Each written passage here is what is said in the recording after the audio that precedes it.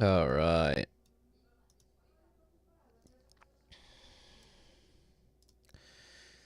Yes. Yes.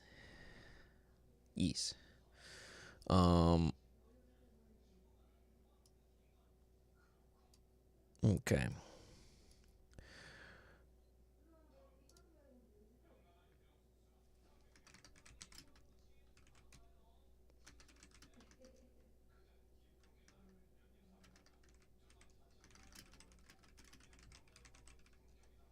All right.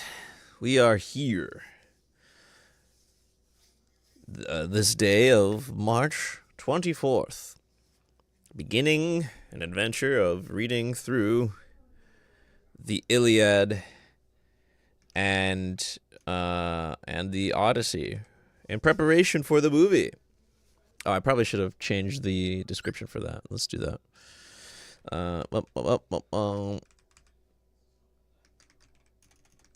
We forge ahead on the adventure of reading through the Iliad and the Odyssey.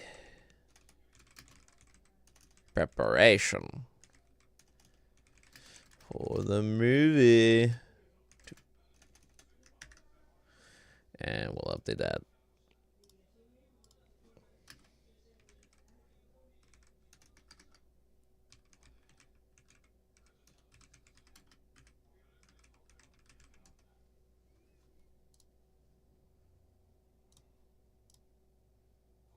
Okay.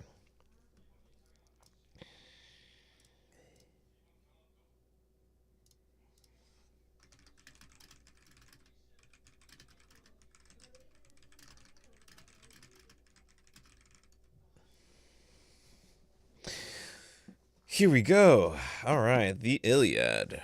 We will start. The Iliad is actually like super big. Uh,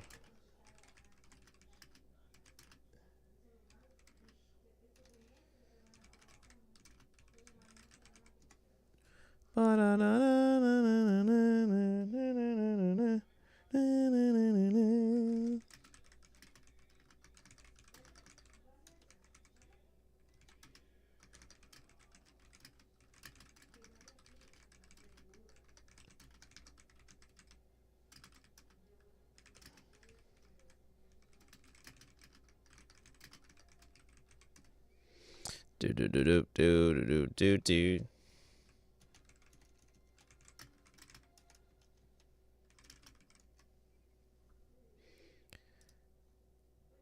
Okay. Let's start. We have much to read. We have much, but we have time. I think it was. Is the movie out in July? The Odyssey 2026 is coming out July 17th. I have little less than 4 months. 4 months to read. Here we go.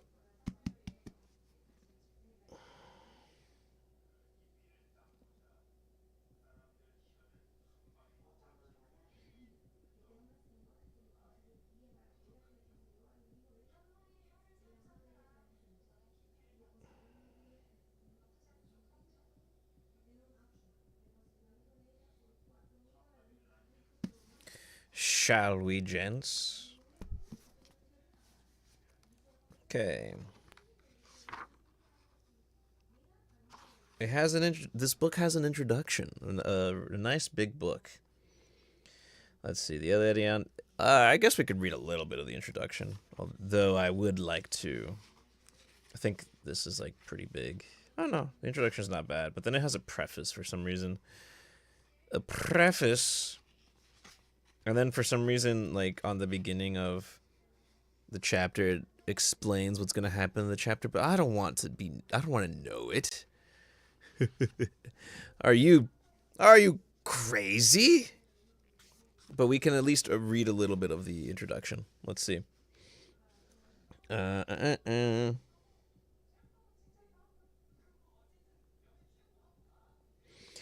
Here we go.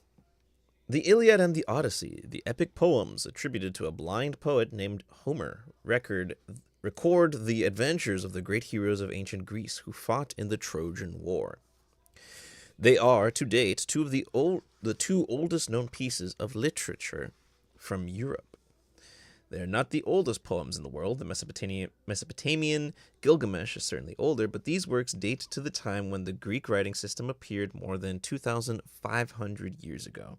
The profound age of these epics led to a number of questions concerning their origins and creation. Do they recount history or fantasy? All right, never mind. I don't care. Too much stuff. I just want to read the story.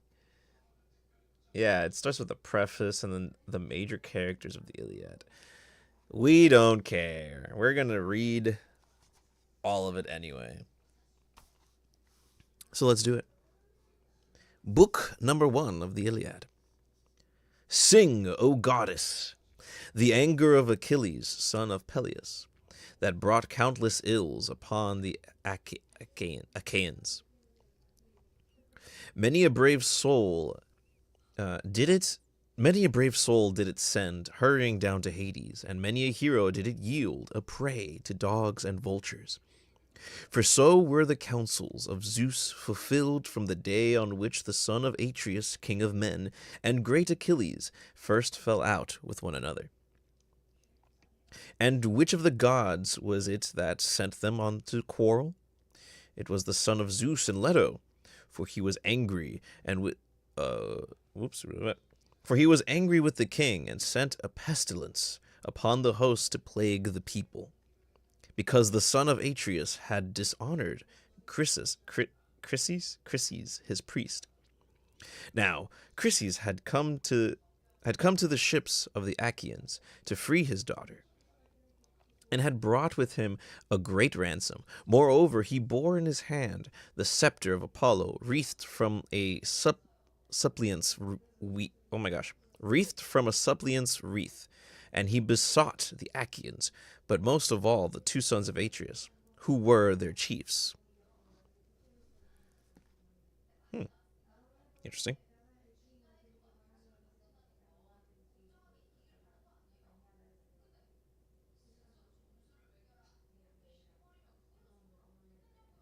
Very interesting. All right. Sons of Atreus, he cried, and all other Achaeans, may the gods who dwell in Olympus grant you to sack the city of Priam, and to reach your homes in safety, but free my daughter and accept a ransom for her, in reverence to Apollo, son of Zeus. On this the rest of the Achaeans with one voice were for respecting the priest and taking the ransom that he offered, but not so Agamemnon, who spoke fiercely to him and sent him roughly away. Old man, he said, let me not find you tarrying about our ships, nor yet coming hereafter. Your scepter of the god and your wreath shall profit you nothing. I will not free her. She shall grow old in my house at Argos, far from her own home, busying herself with her loom and visiting my couch. So go, and do not provoke me, or it shall be the worst for you. Well, dang. That's unfortunate. The old man feared him and obeyed. Not a word he spoke, but he went by the shore of the sounding sea and prayed apart to King Apollo, whom lovely Leto had borne. Hear me, hear me. I need a good old man voice. Hear me, he cried.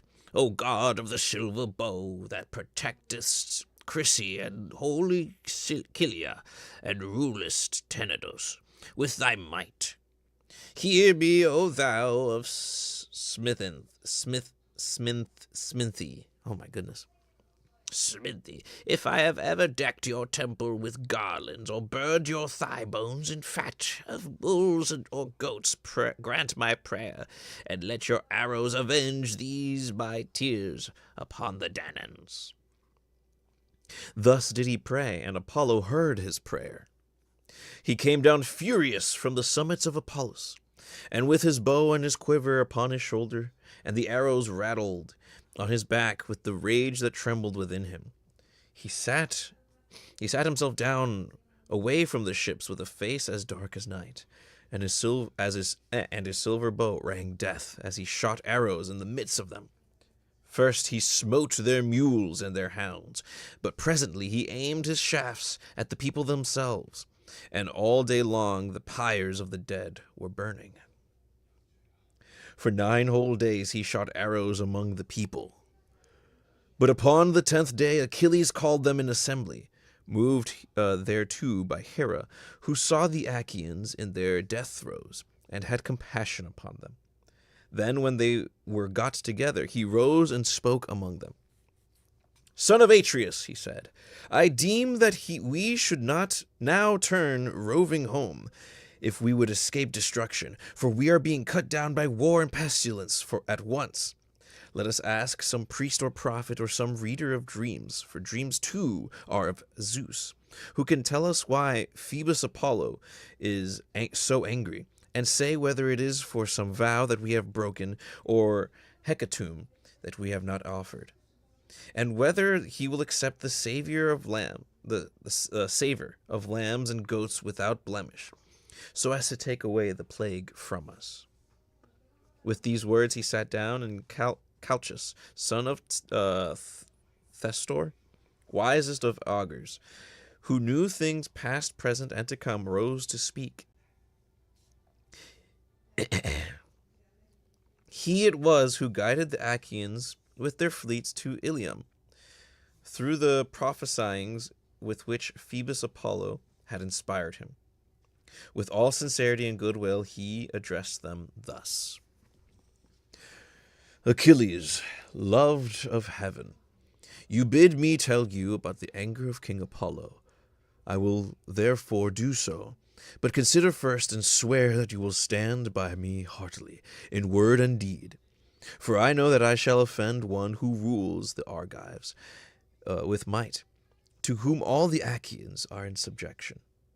A plain man cannot stand against the anger of a king, who if he swallow his displeasure now, will yet nurse revenge till he has wreaked it. Consider therefore whether or no you will protect me. He's gotta cover his bases, that's for sure. Hold on.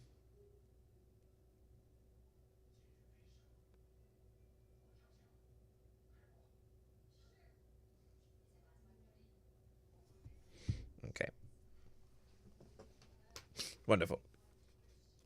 And Achilles answered, Fear not, but speak as it is borne in upon you from heaven. For by Apollo, I think it's Calchas, to whom you pray and whose oracles you reveal to us, not a Danaan at our ships shall lay his hand upon you, while I yet live to look upon the face of the earth.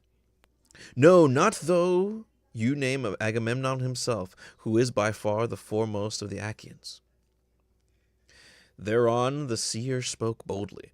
The god, he said, is angry neither about vow nor hecatomb, but for his priest's sake, whom Agamemnon has dishonored. Yeah, he did name Agamemnon. Even if you name him, I will name him.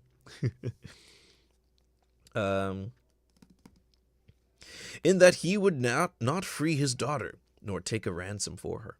Therefore he has sent these evils upon us, and will yet send others. He will not deliver the Danaans from this pestilence till Agamemnon has restored the girl without fee or ransom to her father, and has sent a holy hecatomb to Chrysi. Yeah. Thus we may perhaps appease him. With these words he sat down, and Agamemnon rose in anger. His heart was black with rage, and his eyes flashed fire as he scowled on Calchas and said, Seer of evil, you never yet prophesied smooth things concerning me, but have you ever loved to foretell that which was evil?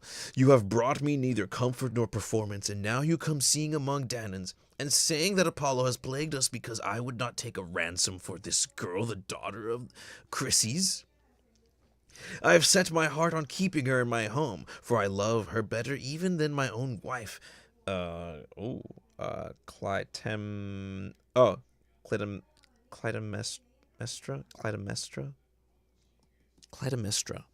Clytemnestra. Oh my goodness. Whose peer she is alike in form and feature, in understanding and accomplishments. Still I will give her up if I must, for I would have the people live, not die. But you must find me a prize instead, or I alone among the Argives shall be without one. This is not well, for you behold all of you, that my prize is to go elsewhither. And Achilles answered, Most noble son of Atreus, covetous beyond all mankind, how shall the Achaeans find you another prize? We have no common store from which to take one. Those we took from the cities have been awarded. We could not disallow the awards that have been made already. Give this girl, therefore, to the god, and if ever Zeus grants us to sack the city of Troy, we will requite you the and foretold.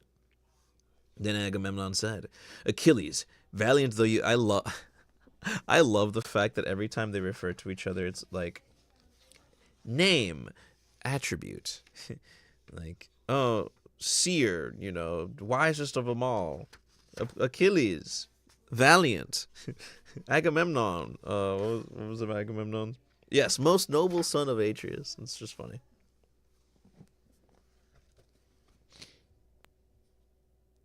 One second.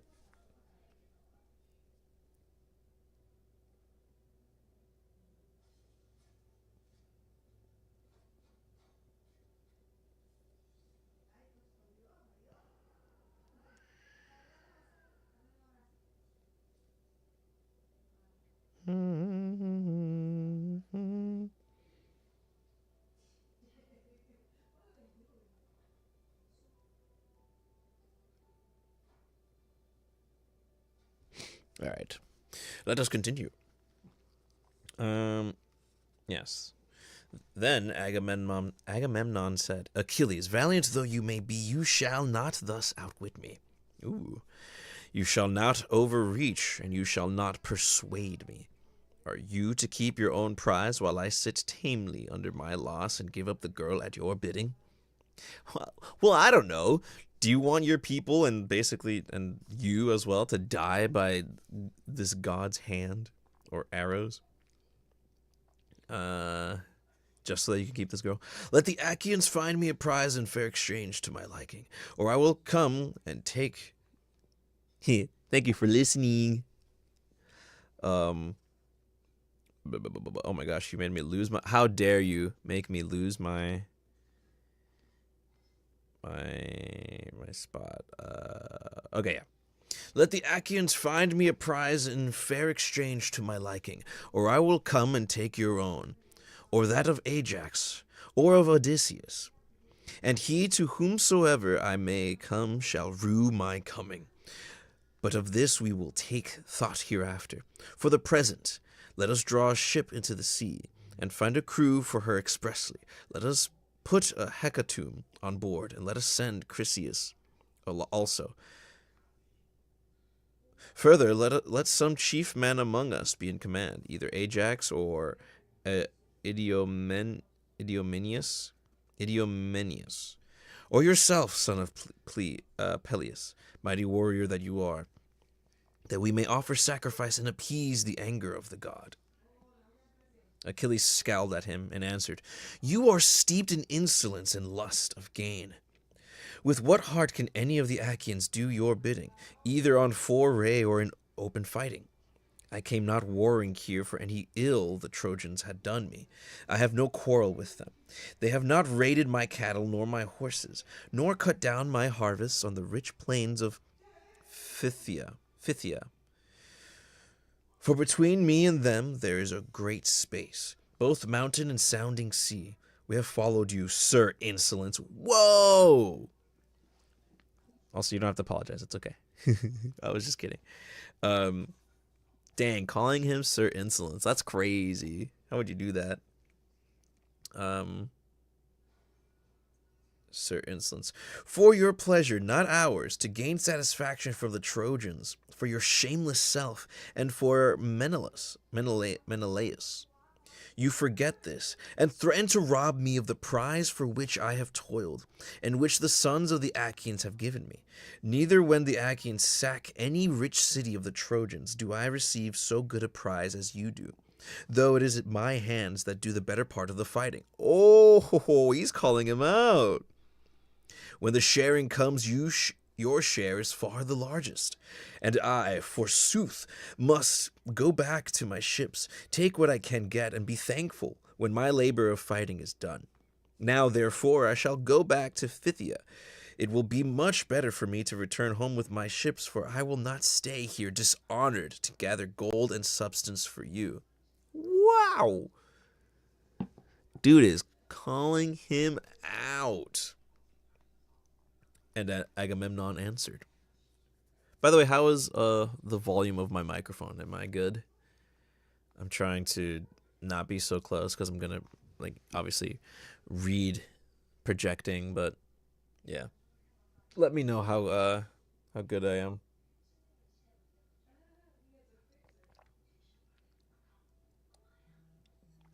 Okay, cool. Thanks. Okay, thanks. Wow. Thank you. I appreciate you so much. Hold on 1 minute.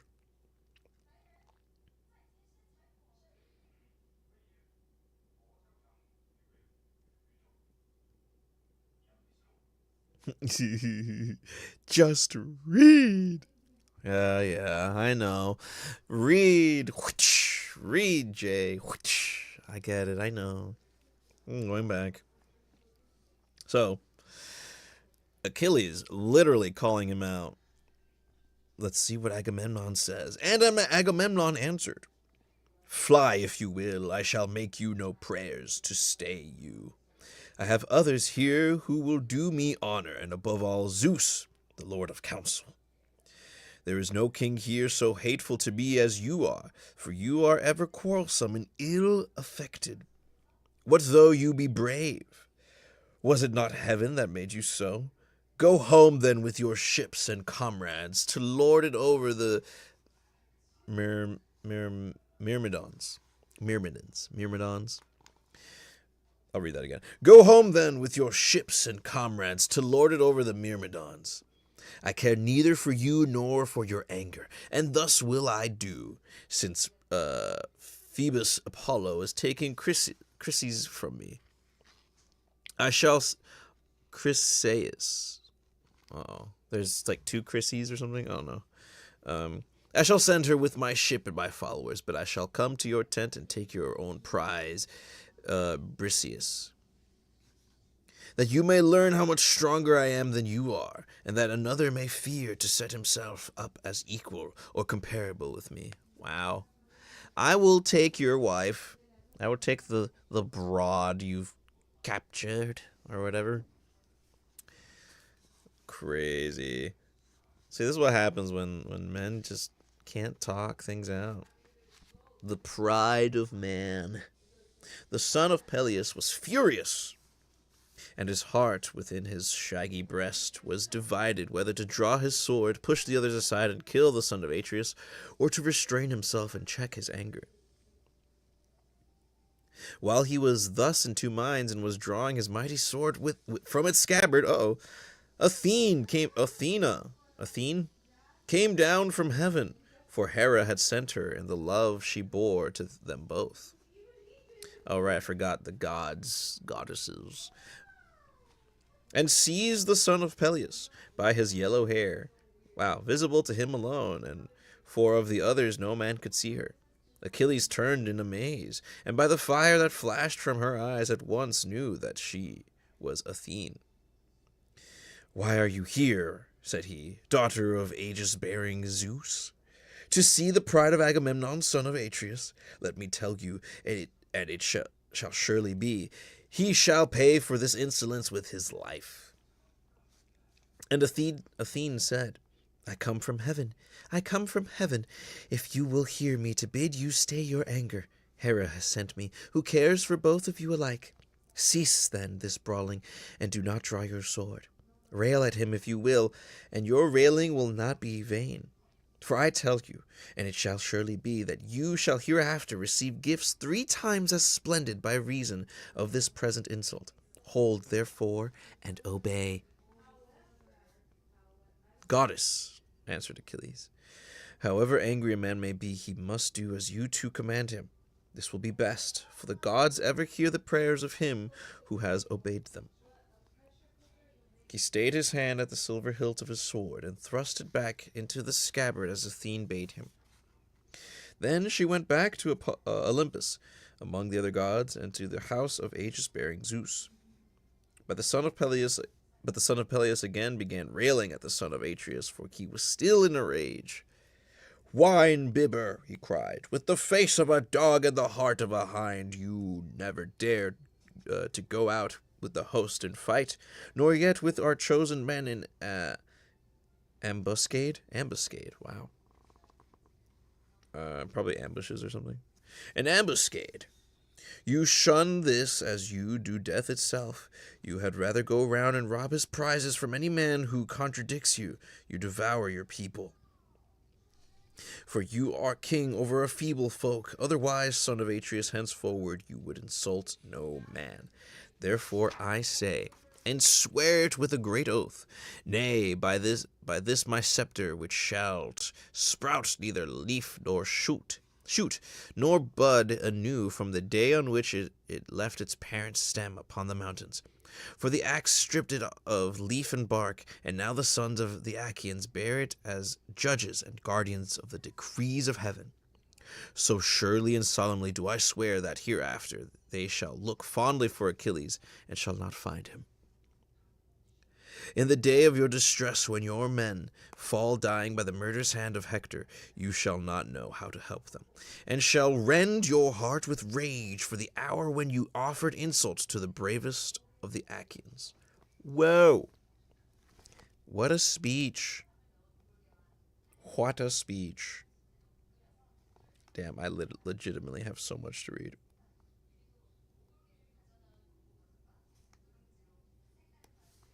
I'm at page 20. I have to go to page 356. Yikes. I have much to read. Yeah, we're gonna have to keep this up for maybe like 2 hours. Yeah, we could do this for 2 hours. Read, maybe take a break here and there. Yeah, let's do it. Actually, you know what? I'm gonna turn on my light. I shall turn on my light. Get to it, girl. Who are you calling girl? You who's listening in? Huh? Who are you calling girl?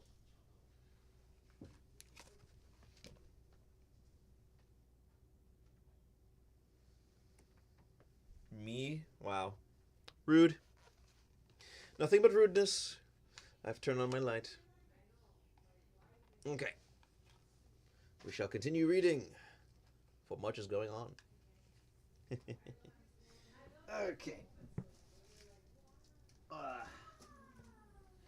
Goodness, these old bones. I put the baby to sleep? Oh, wait, am I in speaker for you? That's actually so funny. Uh-oh. I feel a little self-conscious now. But I will continue reading. So, Achilles and Agamemnon, they're angry. Let's continue. I'm her white noise. That's great. All right. With this, the son of Peleus dashed his gold-bestudded scepter on the ground and took his seat, while the son of Atreus was beginning fiercely from his place upon the other side. Then uprose smooth-tongued Nestor, the facile speaker of the Pylians, and the words fell from his lips sweeter than honey. 2 generations of men born and bred in Pylos had passed away under his rule, and he was now reigning over the third. With all sincerity and goodwill, therefore, he addressed them thus. Of a truth, he said, a great sorrow has befallen the Achaean land. Surely Priam with his sons would rejoice, and the Trojans be glad at heart if they could hear this quarrel between you two, who are so excellent in fight and counsel. I am older than either of you, therefore be guided by me. Moreover, I have been the familiar friend of men, even greater than you are, and they did not disregard my counsels. Never again can I behold such men as Pirithous, and Dryas, shepherd of his people, or as Canis, Exodius, godlike Polyphemus, and Theseus, son of Aegis, peer of the immortals. These were the mightiest men ever born upon this earth. Mightiest were they, and when they fought the fiercest tribes of mountain savages, they utterly overthrew them. I came from distant Pelus, and went about among them, for they would not have me come. And I fought as it was in me. And I fought as it was in me to do. Not a man now living could withstand them. But they heard my words and were persuaded by them. So be it also with yourselves, for this is the most excellent way. Therefore, Agamemnon, though you be strong, take not this girl away, for the sons of the Achaeans have already given her to Achilles. And you, Achilles, strive not further with the king.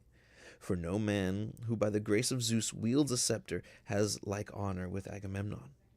You are strong, and have a goddess for your mother, but Agamemnon is stronger than you, for he has more people under him. Son of Atreus, check your anger. I implore you, end this quarrel with Achilles, who in the day of battle is a tower of strength to the Achaeans. And Agamemnon answered, Sir, all that you have said is true, but this fellow must needs become our lord and master. He must be lord of all, king of all, and captain of all, and this shall hardly be. Granted that the gods have made him a great warrior, have they also given him the right to speak with railing? Achilles interrupted him. I should be a mean coward, he cried, were I to give in to you in all things. Order other people about, not me, for I shall obey you no longer. Furthermore, I say, and lay my saying to your heart, I shall fight neither you nor any man about this girl, for those that take were those also that gave. But all else that is at my ship, you shall carry away nothing by force. Try that others may see, and if you do, my spear shall be reddened with your blood. When they had quarreled thus angrily, they rose and broke up the assembly at the ships of the Achaeans. The son of Peleus went back to his tents and ships with the son of Menoetius and his company, while Agamemnon drew a vessel into the water and chose a crew of 20 oarsmen.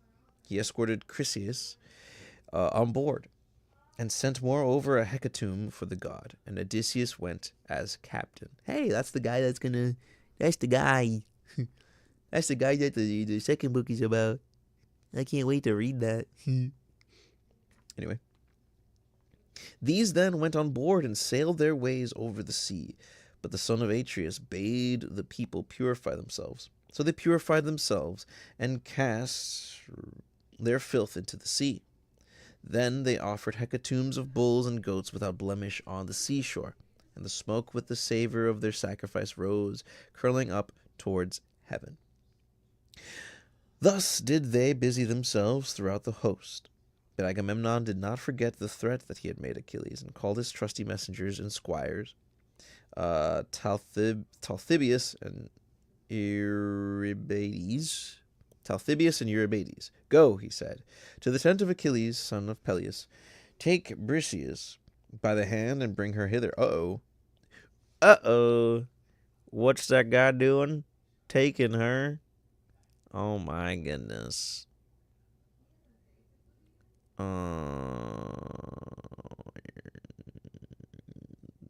don't think I need that. Okay.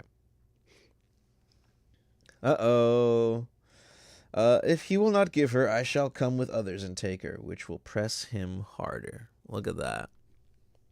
He charged them straightly further and dismissed them, whereon they went their way sorrowfully by the seaside till they came to the tents and the ships of the Myrmidons. They found Achilles sitting by his tent and his ships, and ill-pleased he was when he beheld them. They stood fearfully and reverently before him, and never a word did they speak. But he knew them and said, "Welcome, heralds, messengers of gods and men. Draw near. My quarrel is not with you, but with Agamemnon, who has sent you for the girl Briseis." Briseis, I think. Whatever. Therefore, Patroclus, bring her and give her to them, and let them be witnesses by the blessed gods, by mortal men, and by the fierceness of Agamemnon's anger, that if ever again there be need of me to save the people from ruin, they shall seek, and they shall not find. Agamemnon is mad with rage, and knows not how to look before and after, that the Achaeans may fight by their ships in safety. Hey, look at that. Patroclus did as his clear comrade had bidden him. He brought Briseis from the tent and gave her over to the heralds, who took her with them to the ships of the Achaeans, and the woman was loath to go. Of course. Then Achilles went all alone by the side of the hoar sea, weeping and looking out upon the boundless waste of waters. He raised his hands in prayer to his immortal mother. "Mother! Mother!" he cried out. "You bore me doomed to live but for a season. Surely Zeus, whose thunders from Olympus, wow, I keep saying Apollos, Olympus might have made that little glorious. It is not so. Agamemnon, son of Atreus, has done me dishonor, and has robbed me of my prize by force." As he spoke, he wept aloud, and his mother heard him where she was sitting in the depths of the sea, hard by the old man her father. Forthwith she rose, as it were a grey mist, out of the waves, sat down before him as he stood weeping, caressed him with her hand, and said, "My son, why are you stood weeping? Why are you weeping? What is it that grieves you? Keep it not from me, but tell me, that we may know it together." Achilles drew a deep sigh, and said, "You know it. Why tell you what you know well already?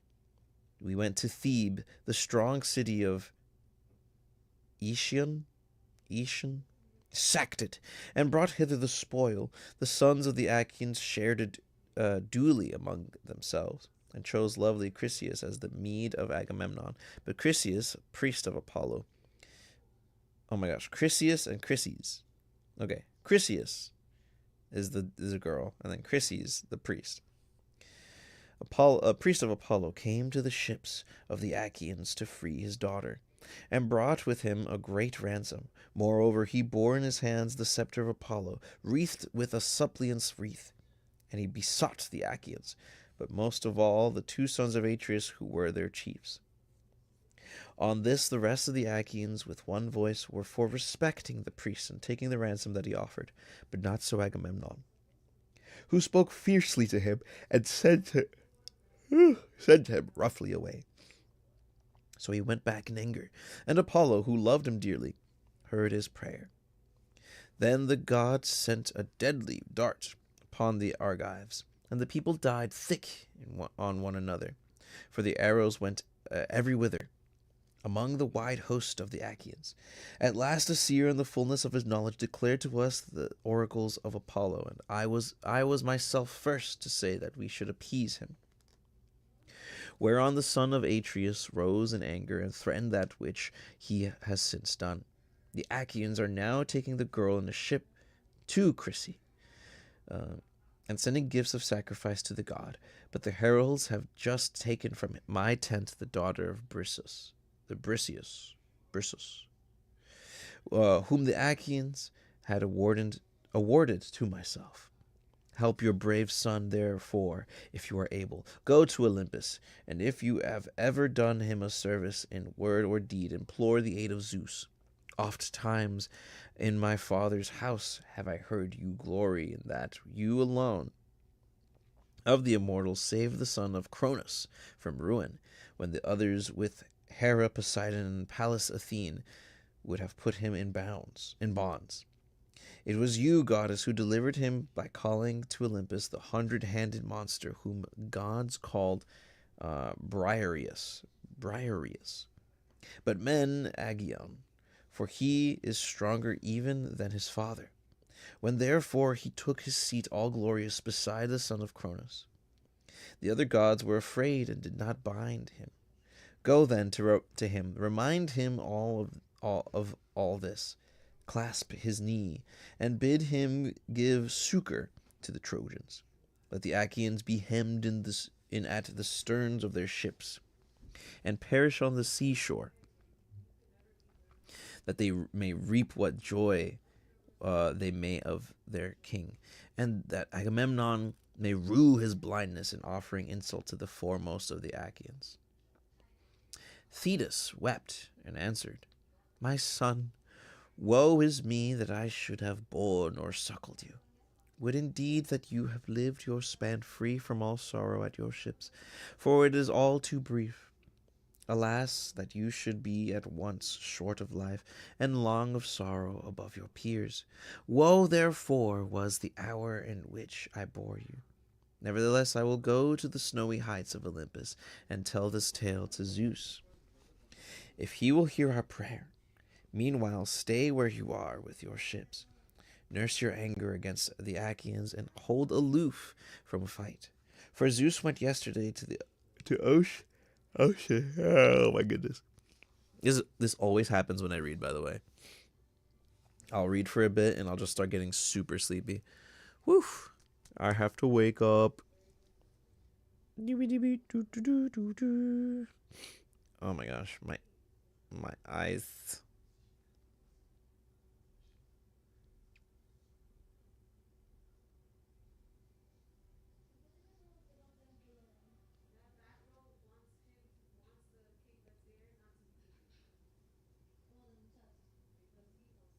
I know I have to. Oh my goodness, wait. That woke me up. Oh, wow. What a rejuvenating thing that just happened.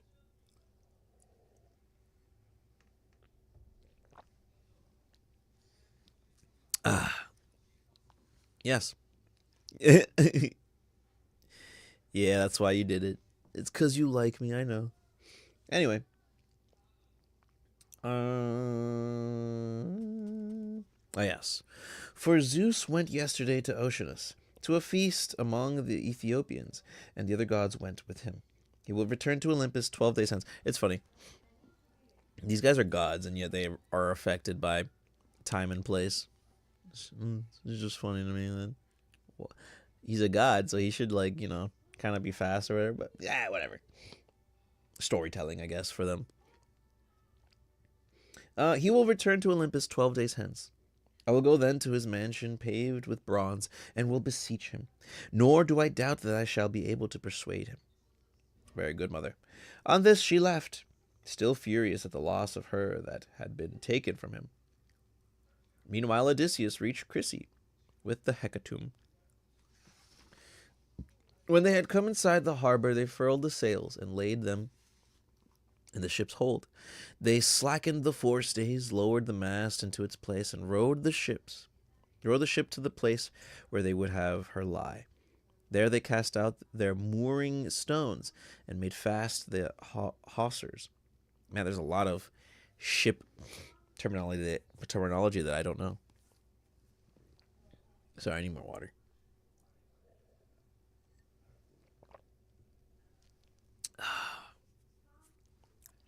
You get very dry when you're trying to read. All right. They then got out upon the seashore and landed the hecatomb for Apollo. Chryseis also left the ship, and Odysseus led her to the altar to deliver her into the hands of her father.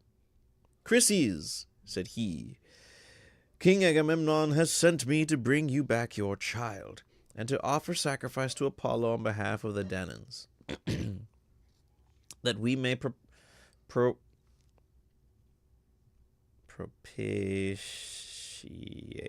Oh, yeah. That we may propitiate the god, who has now brought sorrow upon the Argives. So saying, he gave the girl over to her father, who received her gladly, and they ranged the holy hecatomb all orderly round the altar of the god. They washed their hands and took up the barley meal to sprinkle over the victims. while Chryses lifted up his hands and prayed aloud on their behalf. "Hear me," he cried, "O God of the silver bow that protectest Chrysy and the holy Scylla, and rulest Tenedos with thy might, even as thou didst hear me aforetime when I prayed, and didst press hardly upon the Achaeans, so hear me yet again, and stay this fearful pestilence from the Danaans." Thus did he pray, and Apollo heard his prayer. When they had done praying and sprinkling the barley meal, they drew back the heads of the victims and killed and flayed them. They cut out the thigh bones, wrapped them round in 2 layers of fat, and set some pieces of raw meat on the top of them. And then Chryses laid them on the wood fire and poured wine over them, while the young men stood near him with 5-pronged spits in their hands. When the thigh bones were burned and they had tasted the inward meat, they cut the rest up small, and put the pieces upon the spits, roasted them till they were done, and drew them off. Then, when they had finished their work and the feast was ready, they ate it. And every man had his full share, so that all were satisfied. As soon as they had had enough to eat and drink, pages filled with mixing bowl and with wine and water.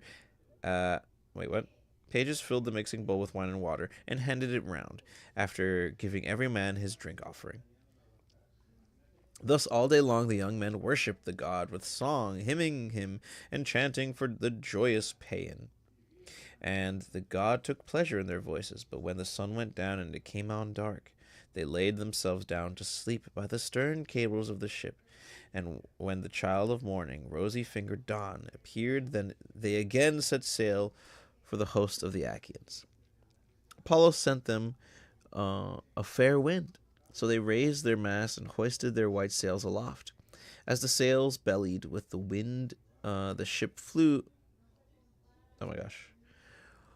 Whoa, let me read that again. As the sail bellied with the wind, the ship flew through the deep blue water, and the foam hissed against her bows as she sped onward.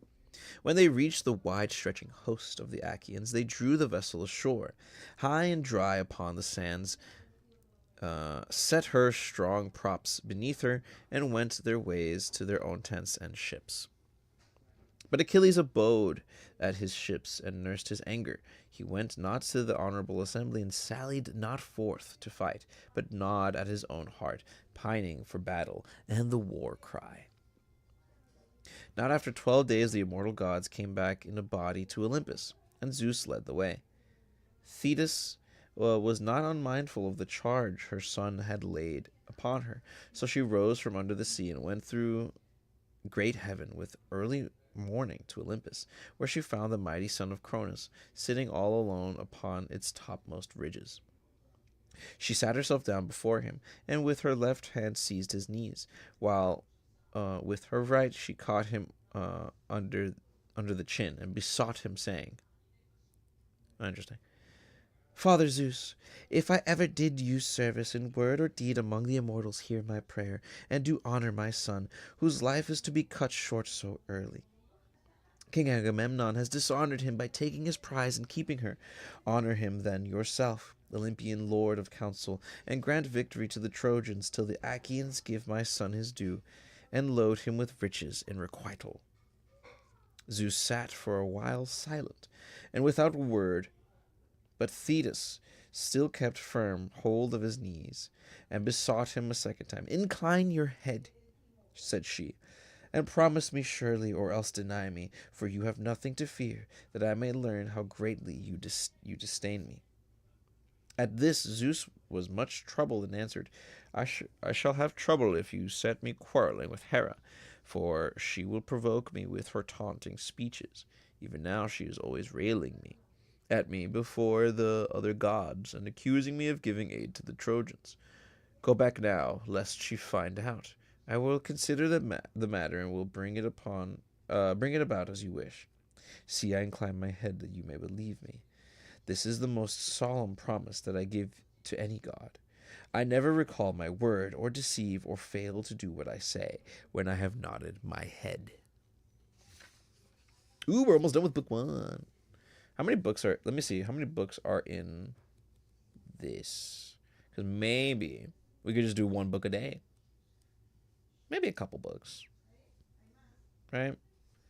I mean, I don't mind either way. This 24.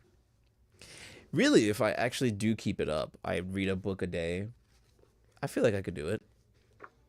Although probably some books might be long. Yeah, I'm seeing some long books, which is not a problem at all. I could definitely handle that. We could read a couple books. Book two is long, but I can handle it. But anyways, I can keep going. As he spoke, the son of Cronus bowed his dark brows, and the ambrosial locks swayed on his immortal head, till vast Olympus reeled. When the pair had thus laid their plans, they parted. Zeus to his house, while the goddess quitted the splendor of Olympus and plunged into the depths of the sea. The gods rose from their seats before the coming of their sire. Not one of them dared to remain sitting, but all stood up as he came among them. There then he took his seat, but Hera, when she saw him, knew that he and the old merman's daughter, silver-footed Thetis, had been hatching mischief. So she at once began to upbraid him. "Trickster," she cried, "which of the gods have you been taking into your counsels now? You are always settling matters in secret behind my back, and have never yet told me, if you could help it, one word of your intentions." "Hera," replied the sire of the gods and men, "you must not expect to be informed of all my... Anyway, Hera, replied the sire of the gods and men, you must not expect to be informed of all my counsels. You are my wife, but you would find it hard to understand them. When it is proper for you to hear it, there is no one, god or man, who will be told sooner. But when I mean to keep a matter to myself, you must not pry nor ask questions." Ha! Look at you, going behind your wife's back like that. Crazy. "Dread son of Cronus," answered Hera, "what are you talking about? I pry and ask questions? Never. I let you have your own way in everything. Still, I have a strong misgiving that the old merman's daughter, Thetis, has been talking you over, for she was with you and had hold of your knees this self-same morning. I believe, therefore, that you have been promising her to give glory to Achilles, and to kill much people at the ships of the Achaeans." "Wife, for shame, I know, right?" "Wife," said Zeus, "I can do nothing but you suspect me and find it out. You will take nothing by it, for I shall only dislike you the more, and it will go harder with you. Granted that it is as you say, I mean to have it so. Sit down and hold your tongue, as I bid you, for if I once begin to lay my hands upon you, though all heaven were on your side, it would profit you nothing." Oh, crap. If I were to start beating you, woman, ain't no one gonna stop me. Oh, shoot. On this, Hera was frightened, so she curbed her stubborn will and sat down in silence. Oh, damn. But the heavenly beings were disquieted throughout the house of Zeus, till the cunning workman Hephaestus, I know how to say this one, Hephaestus, began to try and pacify his mother Hera. "It will be intolerable," said he, "if you two fall to wrangling and setting heaven in an uproar about a pack of mortals.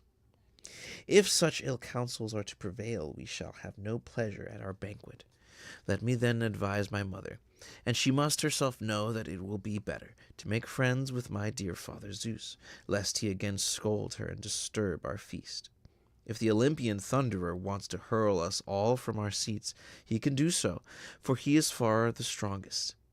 So give him fair words, and he will then soon be in a good humor with us." As he spoke, he took a double cup of nectar and placed it in his mother's hand. "Cheer up, my dear mother," said he, "and make the best of it. I love you dearly, and you should be very sorry to see you getting a thrashing. However grieved might be, I could not help, for there is no standing against Zeus. Once before, when I was trying to help you, he caught me by the foot and flung me from the heavenly threshold. All day long, from morn till eve, was I falling, till at sunset I came to ground in the island of Lemnos. And there I lay, with very little life left in me, till the Sintians came and tended me. Hera smiled at this, and as she smiled, she took the cup from her son's hands. Then Hephaestus drew sweet nectar from the mixing bowl and served it round among the gods, giving from left to right. And the blessed gods laughed out loud at a loud applause as they saw him bustling about the heavenly mansion. Thus, through the livelong day, the livelong day, I love that. Thus, through the livelong day to the going down of the sun, they feasted, and everyone had his full share, so that all were satisfied. Apollo struck his lyre, and the muses lifted up their sweet voices, calling and answering one another. But when the sun's glorious light had faded, they went home to bed, each in his own abode, which lame Hephaestus went with his consummate skill had fashioned for them. So Zeus and the Olympian lord of thunder hied him to the bed in which he always slept. And when he had got on to it, he went to sleep with Hera of the golden throne by his side. Book number 1 complete. We have from 29 to 46 to 45. We can do that. We'll read these two and we'll cut it there. But this is really fun. Trying not to fall asleep. I don't get why that happens to me. For shame. Shame also for me falling asleep so easily.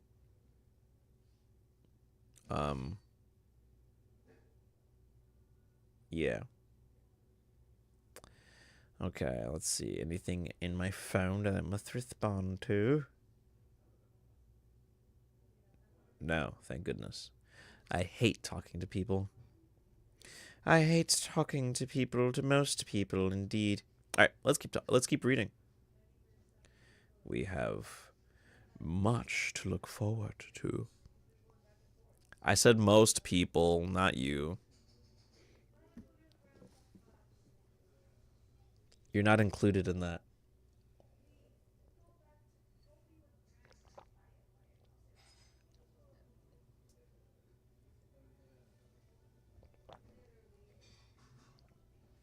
Besides, you gave me 2 kisses. That's like, I mean, wow.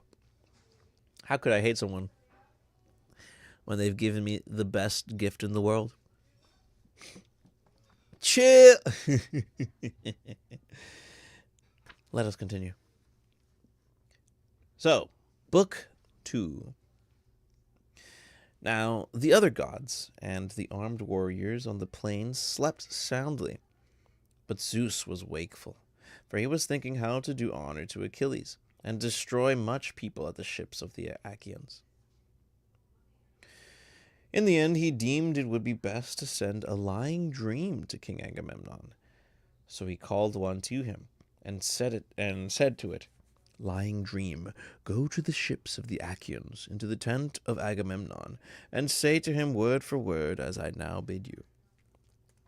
Tell him to get the Achaeans instantly under arms, for he shall take Troy. There are no longer divided counsels among the gods. Hera has brought them to her own mind, and woe betides the Trojans." The dream went when it had heard its message, and soon reached the ships of the Achaeans. It sought Agamemnon, son of Atreus, and found him in his tent, wrapped in a profound slumber. It hovered over his head in the likeness of Nestor, son of Neleus, whom Agamemnon honored above all his counselors, and said, "You are sleeping, son of Atreus, one who has the welfare of his host, and so much other care upon his shoulders, should dock his sleep. Hear me at once. For I come as a messenger from Zeus, who, though he be not near, yet takes thought for you and pities you. He bids you get the Achaeans instantly under arms, for you shall take Troy.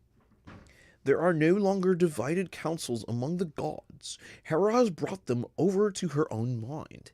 And woe betides the Trojan. Yeah, that's exactly. I'm so glad you thought of that also.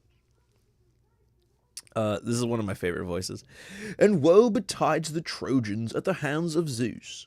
Remember this. When you wake, see that it does not escape you. The dream then left him. And he thought of things that were surely not to be accomplished. He thought that on that same day he was to take the city of Priam, but he little knew what was in the mind of Zeus, who had many another hard-fought fight in store alike for Danaans and Trojans. Then presently he woke, with the divine message still ringing in his ears. So he sat upright and put on his soft shirt, so fair and new. Wow, such a new shirt. And over this his heavy cloak. He bound his sandals on to his comely feet, and slung his silver-studded sword over his shoulders. Then he took the imperishable staff of his father and sallied forth to the ships of the Achaeans.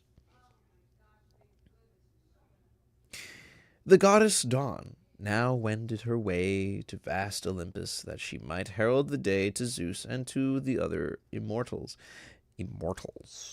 And Agamemnon sent the criers round to call the people in assembly. So they called them, and the people gathered thereon. But first he summoned a meeting of the elders at the ship of Nestor, king of Pylos, and when they were assembled he laid a cunning counsel before them. My friends, said he, I've had a dream. Oh wait, this is Agamemnon. What voice should I give him? I'm reading too normally. My friends, he said, I have had a dream from heaven in the dead of night, and its face and figure resembled none but Nestor's. It hovered over my head and said, You are sleeping, son of Atreus, one who has the welfare of his host, and so much other care upon his shoulders, should dock his sleep. Hear me at once. For I am a messenger from Zeus, who, though he may not be near, yet takes thought for you and pities you. He bids you get the Achaeans instantly under arms, for you shall take Troy. There are no longer divided counsels among the gods. How is it that they're repeating this 3 times? This is the 3rd time I'm reading the same thing. Yes. Hera has brought them over. What is it? Yes. Hera has brought them over to her own mind, and war betides the Trojans at the hands of Zeus. Remember this. The dream then vanished, and I awoke. Let us now, therefore, arm the sons of Achaeans. But it will be well that I should first sound them, and to this end I will tell them to fly with their ships, but do you others go about among the host and prevent their doing so. He then sat down, and Nestor, king of Pylos, with all sincerity and goodwill, addressed them thus. My friends, said he, princes and counselors of the Argives, if any other man of the Achaeans had told us of this dream, we should have declared it false. Oh. It would have had nothing to do with it. But he who has seen it is the foremost man among us. We must therefore set about getting the people under arms. Wow. Falling for the oldest trick in the book. With this, he led the way from the assembly, and the other sceptered kings rose with him in obedience to the word of Agamemnon. But the people pressed forward to hear. They swarmed like bees that sally from some hollow cave, and flit in countless throng among the spring flowers, bunched in knots and clusters, Even so did the mighty multitude pour from ships and tents to the assembly and range themselves upon the wide-watered shore. While among them ran Wildfire Rumor, messenger of Zeus. Oh, his name is Wildfire Rumor. Messenger of Zeus, urging them ever to the fore. Thus they gathered in a pell-mell of mad confusion. And the earth groaned under the tramp of men as the people sought their places. 9 heralds went crying among them to stay their tumult and bid them to listen to the kings, till at last they were got into their several places and ceased their clamor. Then King Agamemnon rose, holding his scepter. This was the work of Hephaestus, who gave it to Zeus the son of Cronus. Zeus gave it to Hermes, slayer of Argus, guide and guardian. King Hermes gave it to Pelops, the mighty charioteer, and Pelops to Atreus, shepherd of his people. Atreus, when he died, left it to Theseus, rich in flocks, and Theseus, in his turn, left it to be borne by Agamemnon, that he might be lord of all Argus and of the isles. Leaning then on his scepter, he addressed the Argives. My friends, he said, heroes, servants of Ares, the hand of heaven has been laid heavily upon me. Cruel Zeus gave me his solemn promise that I should sack the city of Priam before returning, but he has played me false and is now bidding me go ingloriously back to Argus with the loss of much people. Such is the will of Zeus, who has laid many a proud city in the dust, as he yet lay others. For his power is above all. It will be a sorry tale hereafter that an Achaean host, at once so great and valiant, battled in vain against men fewer in number than themselves, but as yet the end is not in sight. Think that the Achaeans and Trojans have sworn to a solemn covenant, and that they have each been numbered, the Trojans by the roll of their householders, and we by companies of 10. Think further that each of our companies desire to have a Trojan householder to pour out their wine.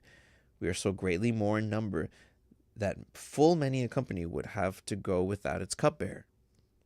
But they have in the town alleys from other places, and it is these that hinder me from being able to sack the rich city of Ilium. 9 of Zeus's years have gone. The timbers of our ships have rotted. Their tackling is sound no longer. Our wives and little ones at home look anxiously for our coming.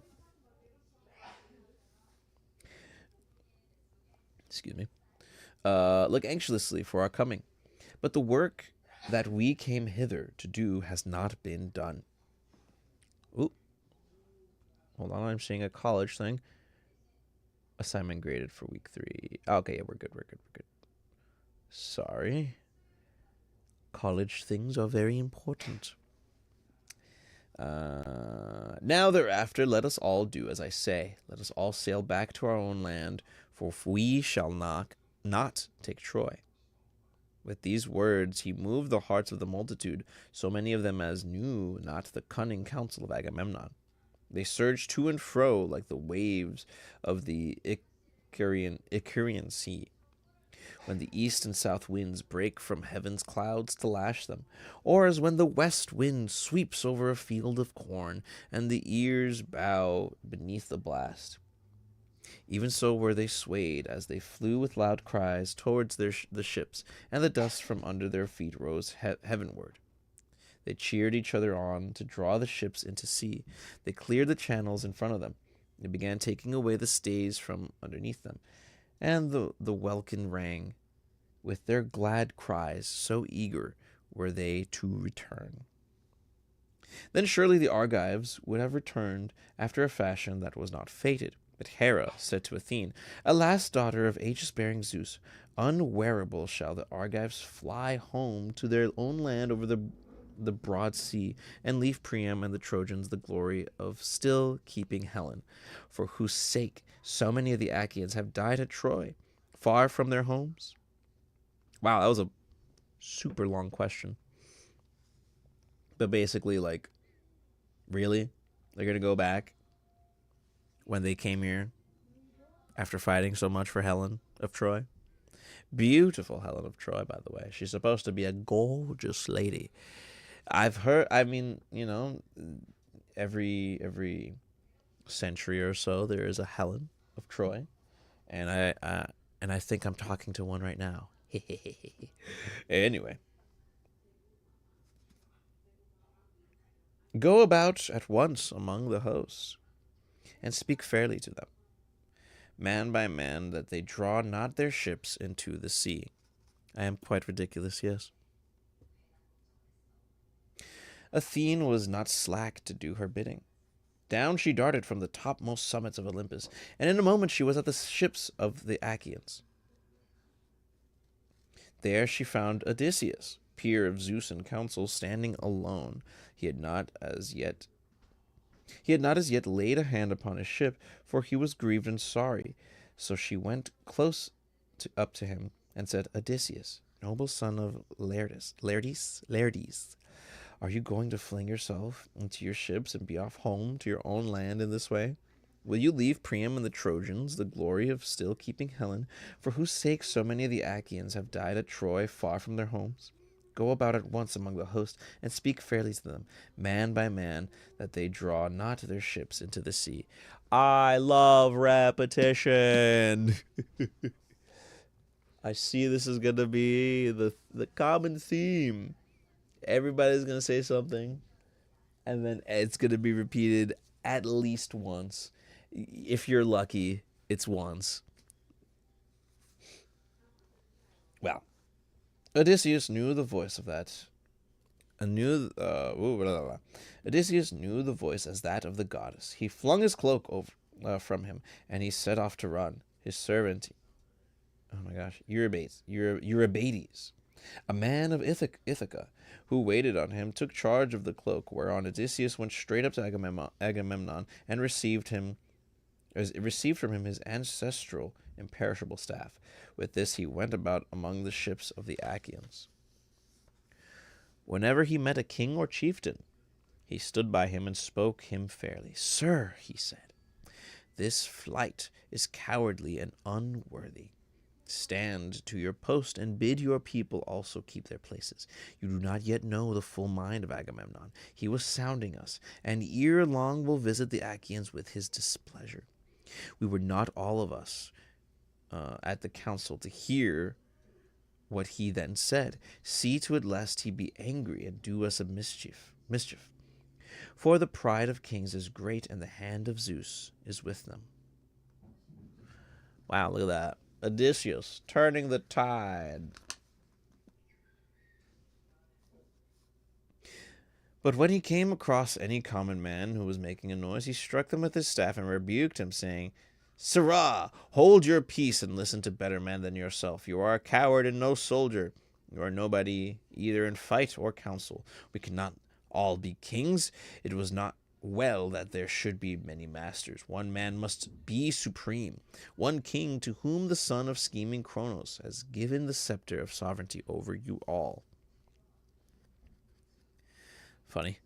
Thus masterfully did he go about among the hosts, and the people hurried back to the council from their tents and ships with a sound as the thunder of surf when it comes crashing down upon the shore, and all the sea is in an uproar. The rest now took their seats and kept to their own several places. I just realized I'm wearing my headphones for no reason because, I'm not really listening to anything. Probably listen to something in a bit. Whoosh. There we go. My ears are free. Yes, thus masterly he went about. The rest now took their seats and kept to their own several places, but Thersites still went on wagging his unbridled tongue, a man of many words, and those unseemly, a monger of sedition, a railer against all who were in authority, who cared not what he said, so that he might set the Achaeans in a laugh. He was the ugliest man of all those who came before Troy, bandy-legged, lame of one foot, with his two shoulders rounded and hunched over his chest. His head ran up to a point, but there was little hair on the top of it. Achilles and Odysseus hated him worst of all, for it was with them that he was most wont to wrangle. Now, however, with a shrill, squeaky voice, he began heaping his abuse on Agamemnon. The Achaeans were angry and disgusted, yet none the less he kept on brawling and bawling at the son of Atreus. "Agamemnon," he cried, "what ails you now, and what more do you want? Your tents are filled with bronze and with fair women, for whenever we take a town, we give you the pick of them. Would you have yet more gold, which some Trojan is to give you as a ransom for his son, when I or another Achaean has taken him prisoner? Or is it some young girl to hide and lie with? Is it not well that you, the ruler of the Achaeans, should bring them into such misery? Weakling, coward, women rather than men. Let us sail home and leave this fellow here at Troy to stew in his own meads of honor, and discover whether we were of any service to him or no. Achilles is a much better man than he is, and see how he has treated him, robbing him of his prize and keeping it himself. Achilles takes it meekly and shows no fight. If he did, son of Atreus, you would never again insult him." Dude, everybody has this a cool long speech. It's really funny. I kind of really like the voice I gave him. Thus railed Thersites. But Odysseus at once went up to him and rebuked him sternly. "Check your glib tongue, Thersites, and said he, and babble not a word further. Chide not with princes when you have none to back you. There is no viler creature come before Troy with the sons of Atreus. Drop this chatter about kings, and neither revile them nor keep harping about going home. We do not yet know how things are going to be, nor whether the Achaeans are to return with good success or evil. How dare you gib at Agamemnon because the Danaans have awarded him so many prizes? I tell you, therefore, and it shall surely be, that if I again catch you talking such nonsense, I will either forfeit my own head and be no more called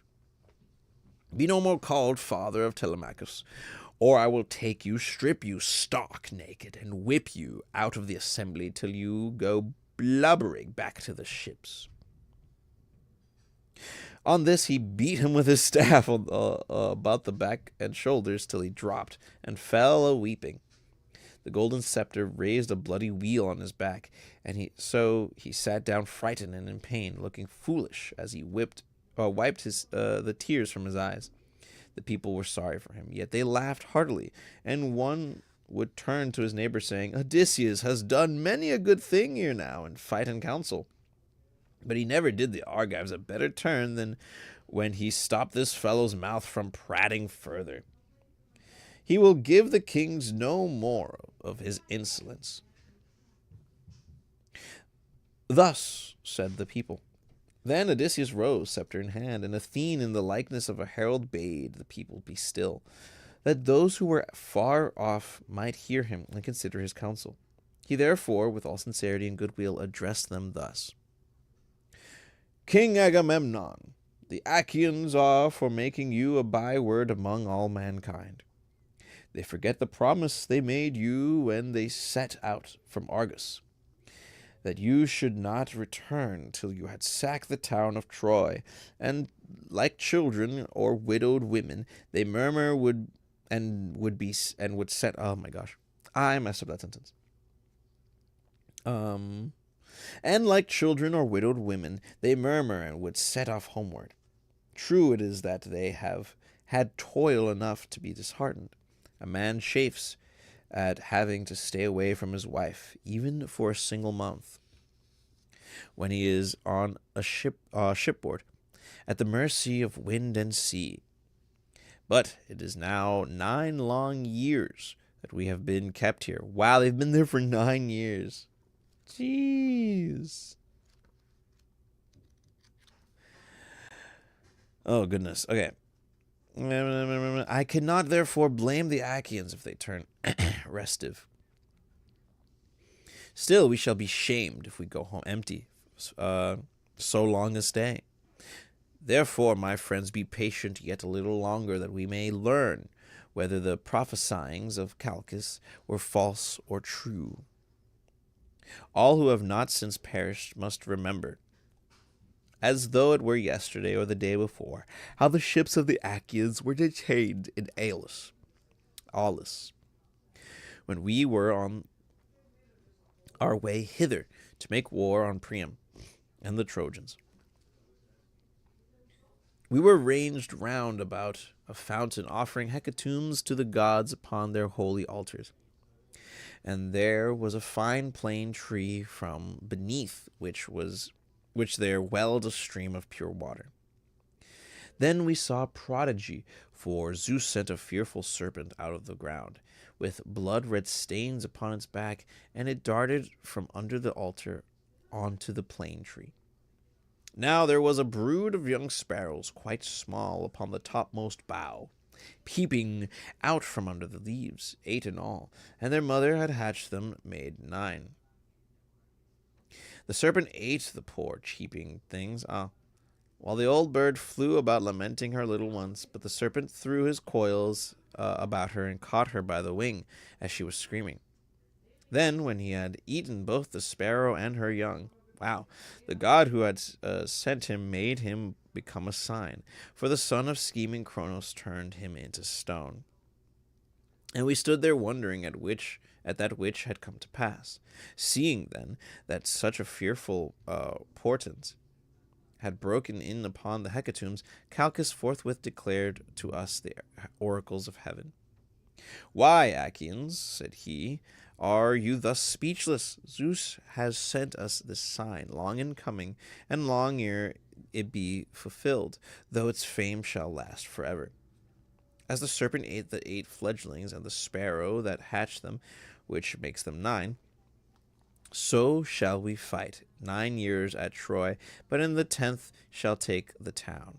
This was what he said, and now it is all coming true. Stay here, therefore, all of you, till we take the city of Priam. Hello, kitty. Hi, cat. Meow. Spike. I don't need you on my lap.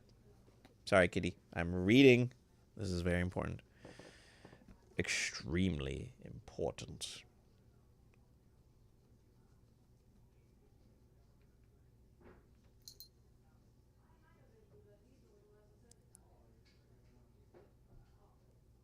I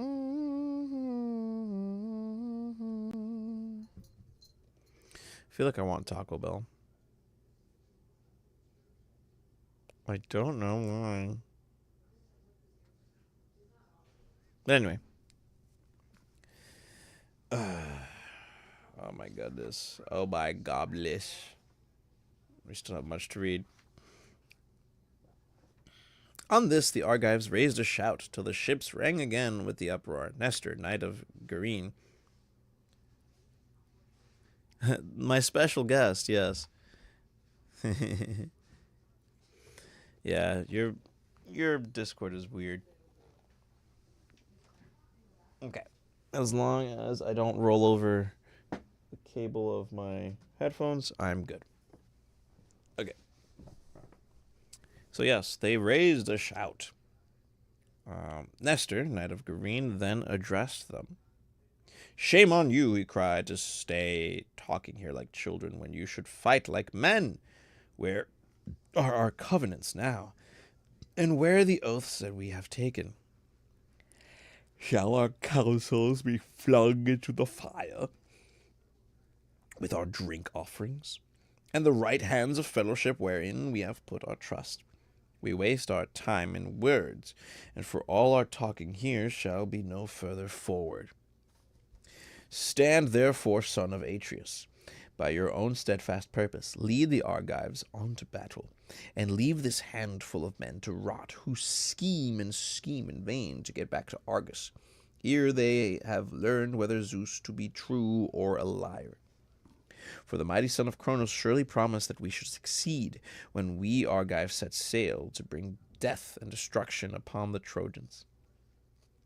He showed us favorable signs by flashing his lightning on our right hands. Therefore let none make haste to go till he has first lain with the wife of some Trojan. Wow.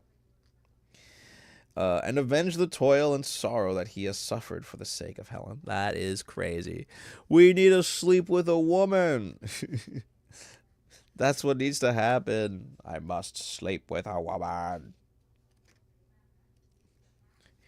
It's been 9 long years. I gotta lie down. Yes. Nevertheless, if any man is in such haste to be at home again, let him lay his hand on his ship, that he may meet his doom in the sight of all. But, O king, consider and give ear to my counsel, for the word that I say may not be neglected lightly. Divide your men, Agamemnon, into their several tribes and clans, that clans and tribes may stand by and help one another. If you do this, and if the Achaeans obey you, you will find out who, both chiefs and peoples, are brave and who are cowards, for they will vie against the other.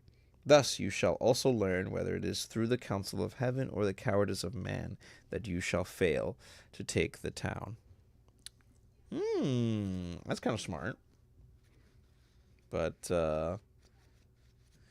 well, we just have to see. And Agamemnon answered. God, they talk so much. Oh my gosh, no wonder this thing is 300 pages. And Agamemnon answered. Nestor, you have again outdone the sons of the Achaeans in council. Would, by Father Zeus, Athene, and Apollo, that I had among them 10 more such counselors, for the city of King Priam would then soon fall beneath our hands, and we should sack it. But the son of Cronos afflicted me with bootless wranglings and strife. Achilles and I are quarreling about this girl, in which matter I was the first to offend. If we can be of one mind again, the Trojans will not stave off destruction for a day. Now, therefore, get your morning meal, that our hosts join in fight. Whet well your spears. See well to the ordering of your shields. Give good feeds to your horses. And look your chariots carefully over, that we may do battle the livelong day. For we shall have no rest, not for a moment, till night falls to part us. The bands that bear your shields shall be wet with the sweat upon your shoulders. Your hands shall weary upon your spears. Your horses shall steam in front of your chariots. And if I see any man shirking the fight, or trying to keep out of it, at the ships there shall be no help for him, but he shall be a prey to dogs and vultures. Thus he spoke, and the Achaeans roared applause. And when the waves run high before the blasts of the south wind, and break on some lofty headland, dashing against it and buffeting it without ceasing, as the storms from every quarter drive them, even so did the Achaeans rise and hurry in all directions to their ships.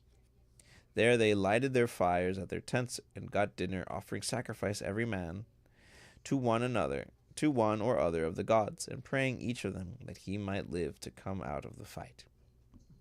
Agamemnon, king of men, sacrificed a fat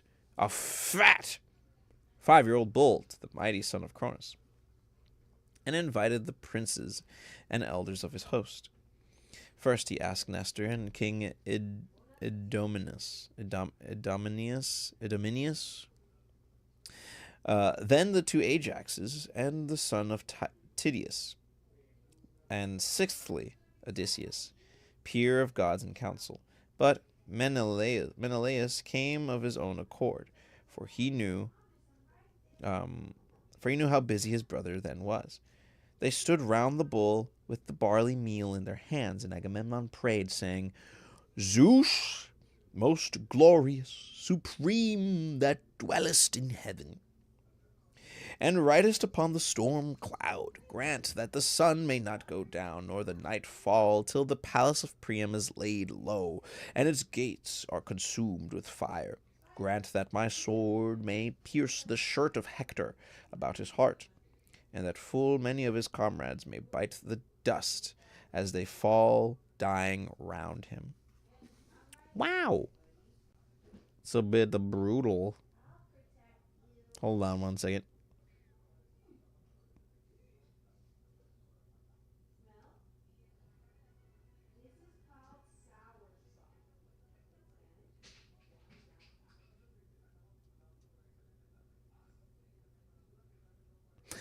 Yes. Yes, yes, yes.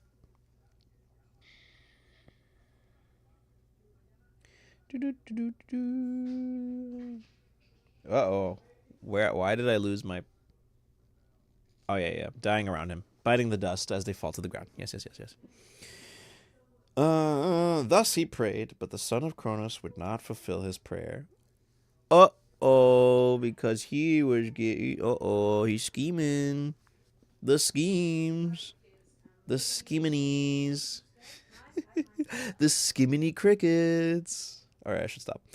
Thus he prayed, but the son of Cronus would not fulfill his prayer. He accepted the sacrifice. Yeah, I'll take it. Yet none the less increased their toil continually.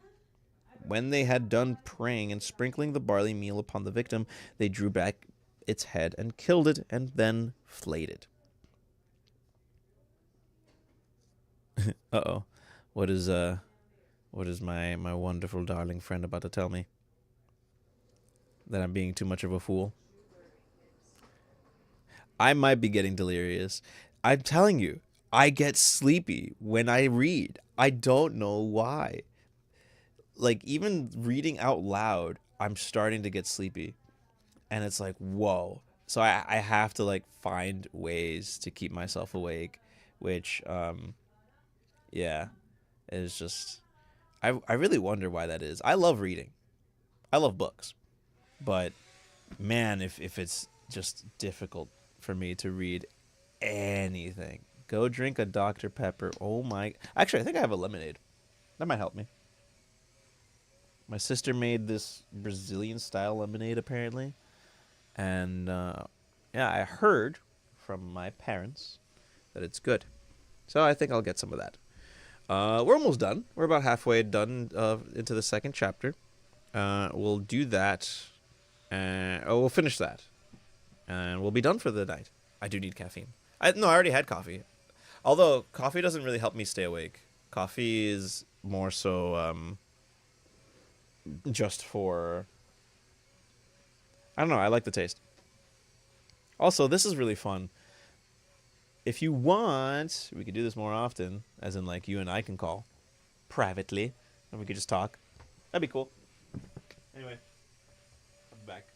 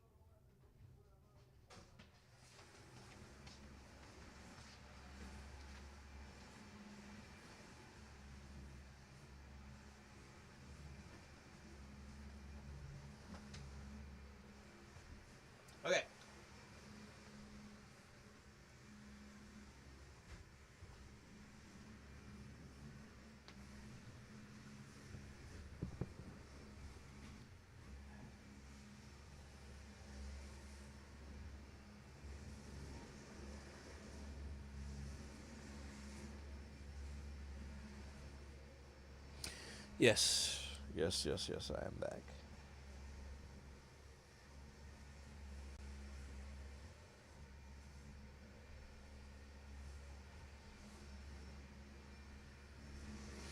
All right, let's keep going. All right. It was a lot of fun, though.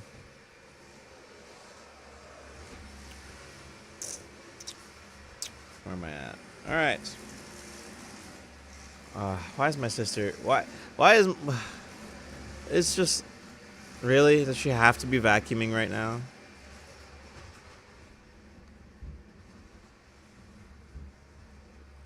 Like the most randomest time to be vacuuming, when I just want to read. All right. Anyway. Okay. Yes, they offered the sacrifices. These they burned up. Yeah, she's cleaning at the worst time possible. She should know better. Um, these they burned upon the split logs of firewood, but they spitted the inward meats and held them in the flames to cook them. When the thigh bones were burned, and they had, I am sassy. I'm sassy towards my sister. Her doings are weird. But yes. Anyway. When the thigh bones were burned and they had tasted the inward meats, they cut the rest up small, but put the pieces upon spits, roasted them till they were done, and drew them off. Then, when they had finished their work and the feast was ready, they ate it. And every man had his full share, so that all were satisfied. As soon as they had enough to eat and drink, Nestor, knight of Geranes, began to speak. King Agamemnon, said he, let us not stay talking here, nor be slack in the work that heaven has put into our hands. Let the heralds summon the people to gather at their several ships. We will then go about among the host, that we may begin fighting at once. Whoops, sorry.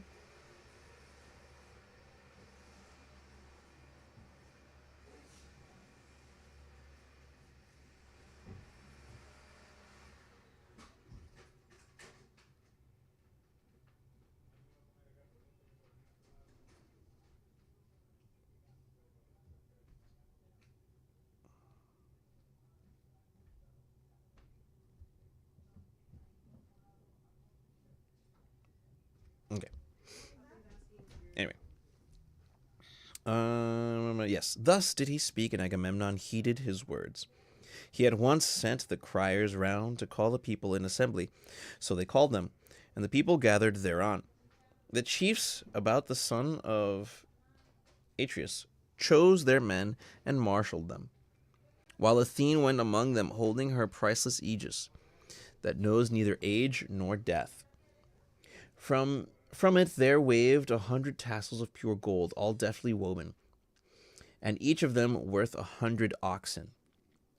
With this she darted furiously everywhere among the hosts of the Achaeans, urging them forward, and putting courage into the heart of each, so that he might fight and do battle without ceasing.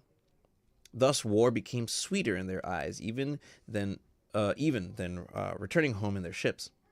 As when some great forest fire is raging upon a mountain top, and its light is seen afar, even so as they marched, the gleam of their armor flashed up in the firmament of heaven. They were like great flocks of geese. Yes, my army of geese, so dangerous and so deadly. Or cranes or swans on the plain about the waters of Caster, that wing their way hither and thither, glorying in the pride of flight, and crying as they settle till the fen is alive with their screaming. Quack, squawk. That's basically what they're talking about. Even thus did their tribes pour from ships and tents onto the plain of the Scamander, and the ground rang as brass under the feet of men and horses. They stood as thick upon the flower bespangled field as leaves that bloom in summer. As countless swarms of flies buzz around a herdsman homestead. In the time of spring, when the pails are drenched with milk, even so did the Achaeans swarm onto the plain to charge the Trojans and destroy them. The chiefs disposed their men. Am I? Oh, am I? You know what's funny? I don't know why I thought I was still muted. I actually got so scared. I was just reading to myself. Anyway.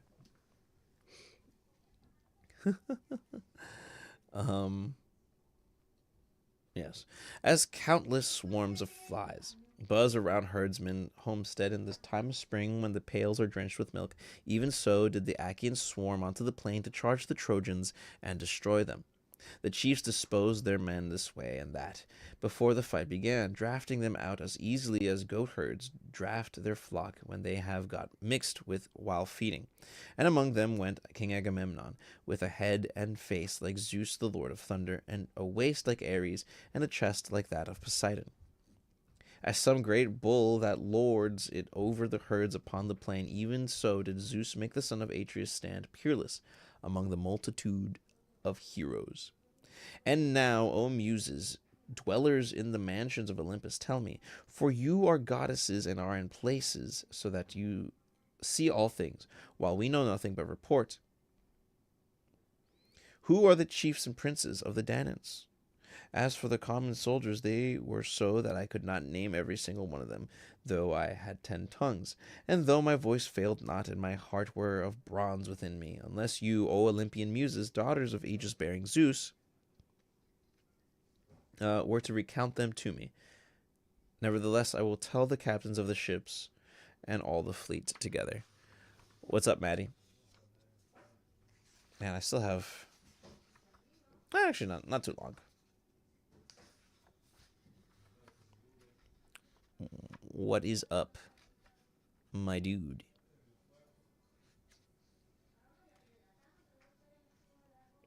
Triad Donald.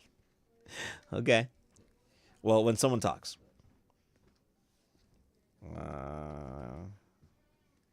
I'll see to it when someone talks. Does anybody talk? I don't know. We'll see. Or if by a page or two no one talks. Actually, let me see. No quotations. No quotations. Oh, goodness. I don't think anyone's talking. Yep, looks like it's time for a Donald Duck impression. I'll see how good I could do. I could do Daffy Duck. Kind of. Never mind. I don't know if I can. Oh my gosh, I'm getting very self-conscious now. Can I even do it? Let's see.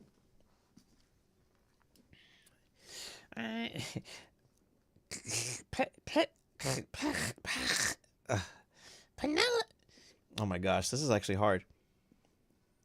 Do Bill and Ted again? I could do that. Penelius, Latus, Arcalcilate.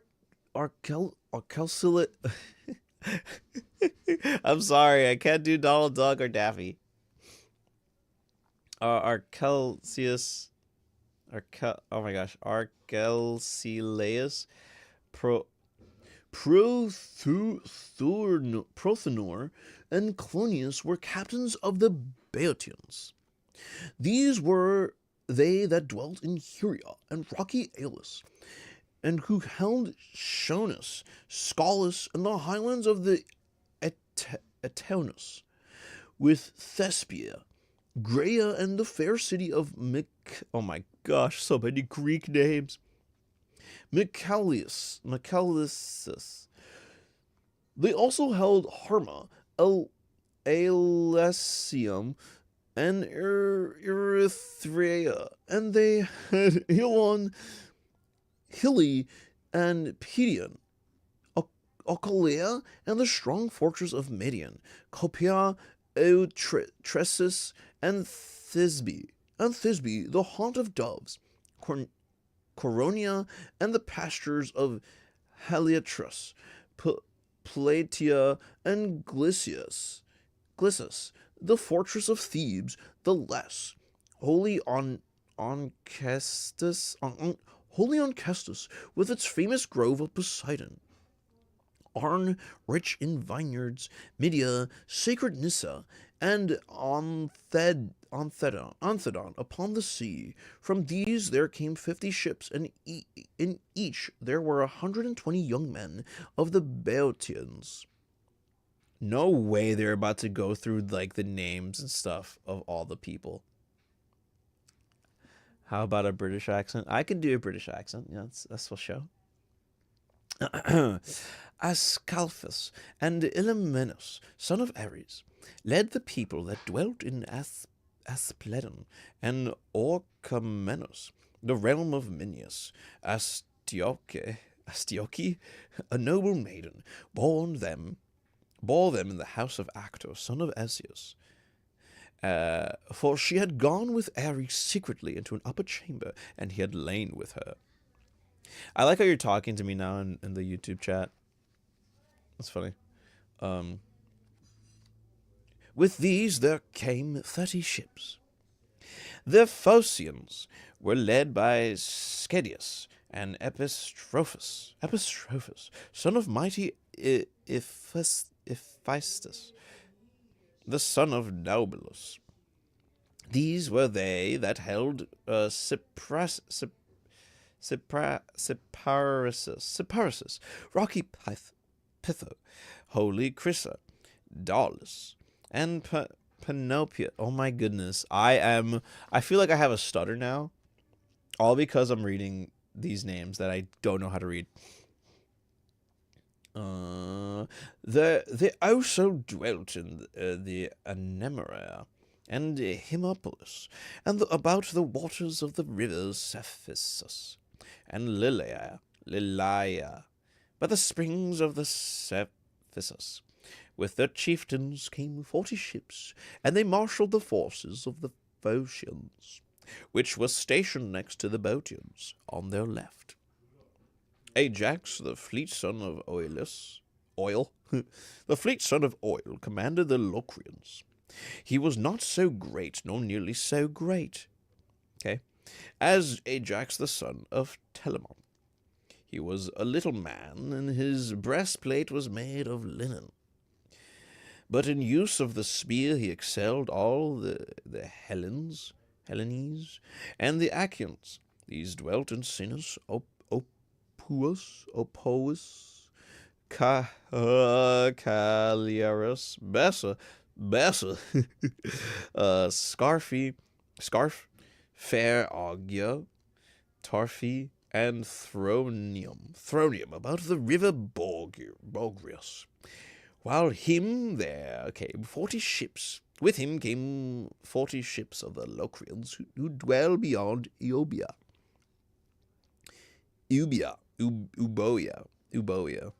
The fierce Abantes held Euboea with its cities, Chalcis, Eratria, Histiaia, rich in vines, Cerinthus upon the sea, and the rock-perched town of Dium. With them were also the men of Charistus and Styra. Elephenor, of the race of Ares, was in command of these. He was son of Chalcodon, and chief over all of the Abantes. With him they came fleet of foot and wearing their hair long behind, brave warriors, who would ever strive to tear open the corslets of their foes with their long ashen spears. Of these there came 50 ships. Little John, I can't do that. Yeah, I don't even know anything beyond that. Yeah. Anyway, I just want to finish this so that I can eat dinner. Let's do it. And they that held the strong city of Athens, the people of great Erechtheus. I'm quite Erechtheus. Anyways, who was born of the soil itself, but Zeus's daughter Athene fostered him, and established him at Athens in her own rich sanctuary. There, year by year, the Athenian youths worship him with sacrifices of bulls and rams. These were commanded by Menestheus, son of Petios. No man living could equal him in the marshalling of chariots and foot soldiers. Nestor could alone rival him, for he was older. With him there came 50 ships. Wonderful.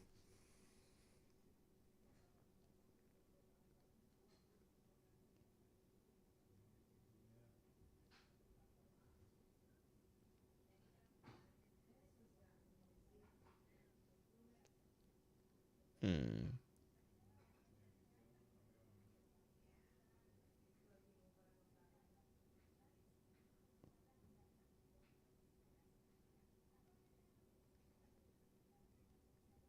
Hold on, sorry.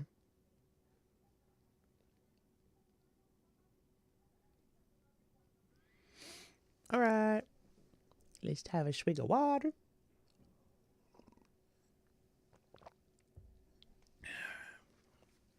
And let us continue. Ajax brought 12 ships from Salamis and stationed them alongside those of the Athenians. The men of Argos again, and those who held the walls of Tiryns with Hermione, and at a sign upon the gulf, Troezene. These sound like medicine names. Ionia, and the vineyard lands of Epidaurus. Epidaurus, that's a dinosaur. The Achaean youths, moreover, who came from Aegina and Massus. These were led by Diomed, of the loud battle cry, and Sthenelus, the son famed of Capaneus. With them, in command was Euryalus, son of King Megistius, son of Talus. But Diomed was chief over them all. With these came 80 ships. Those who led the strong city of Messenia, rich Corinth. Hey, I know that place. Corinth and Cleonia, Ornea, Erethyria, and Sicyon, where Adrastus reigned of old. Hypersia, High Gnoessa, and Pellene, Aegium, and all the coastland round about Hellas. These sent 100 ships under the command of of King Agamemnon, son of Atreus. His force was far both finest and most numerous, and in their midst was the king himself, all glorious in his armor of gleaming bronze, foremost among the heroes. Bless you, thank you.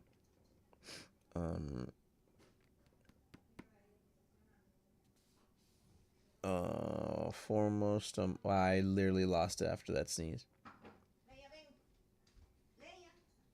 Foremost among the heroes, for he was the greatest king and had most men under him. And those that dwelt in Lacedaemon, lying low among the hills, Pharis, Sparta, with Messe, the haunt of doves, Brysia, Augia, Amyclae, and Helos upon the sea. Las, moreover, and Odylus. These were led by Menelaus of the loud battle cry. Did I not just read that? Did somebody else not have a loud battle cry? Oh, Diomed.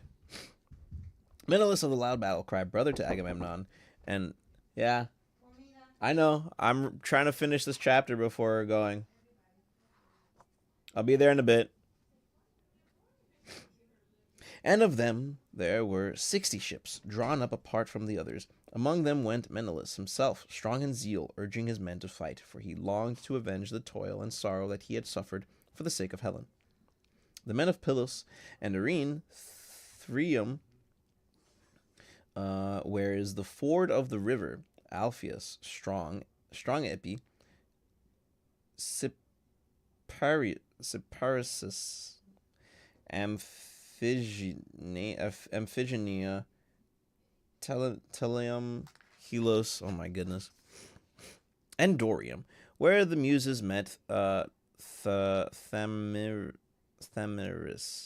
and stilled his minstrelsy forever. Minstrelsy. Sorry. I'm really sorry about this part. This part sucks. At least for me. We're pronouncing everything. He was returning from Oacalia, where Eurytus lived and reigned, and boasted that he would surpass even the Muses, daughters of the aegis-bearing Zeus, if they should sing against him. Whereon they were angry and maimed him. They robbed him of his divine power of song, and thenceforth he could strike with the lyre no more. These were commanded by Nestor, knight of Gyrene, and with him came 90 ships.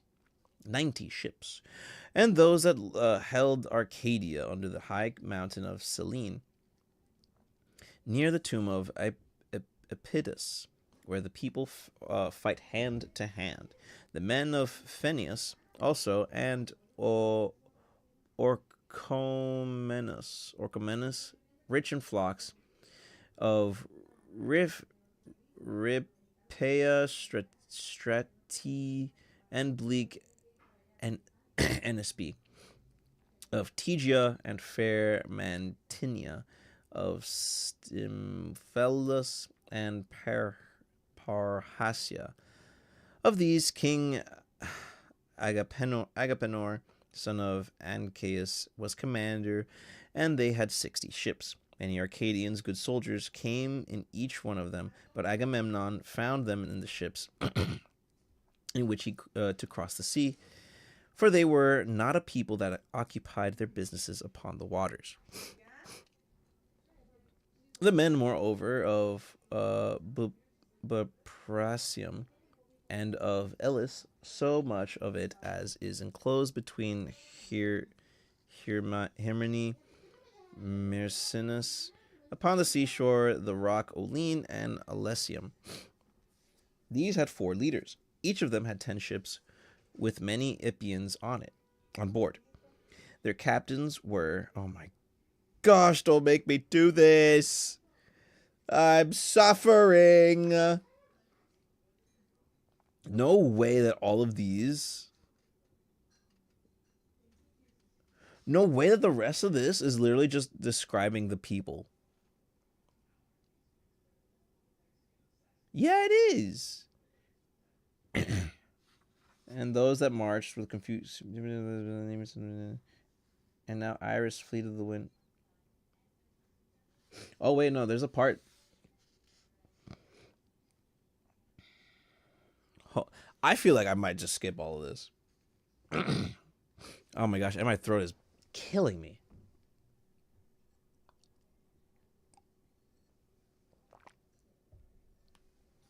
There's no way you're just describing the people and you're making me read all of these crazy nonsense names.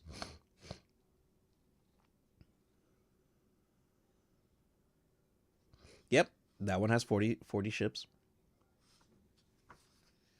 Yeah, you know what? Let me just go to like the last sentence and see how many ships they have. There's a guy who's son of Hercules, has 30 ships. Another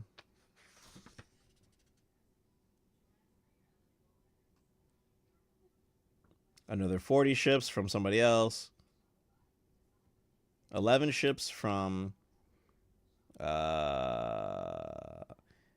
Amelis. I'm just gonna go through it like that. I have to, because there's so many names. I just want to get like, come on. Philoctetes, titties.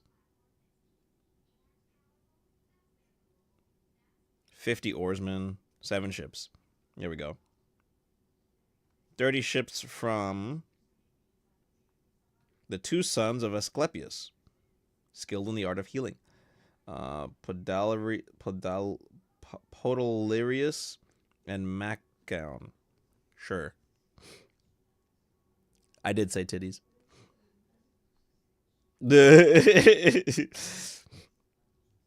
Let's see. 40 ships from the son of Canis. I don't know who the heck else this is. 40 40 ships from Protheos.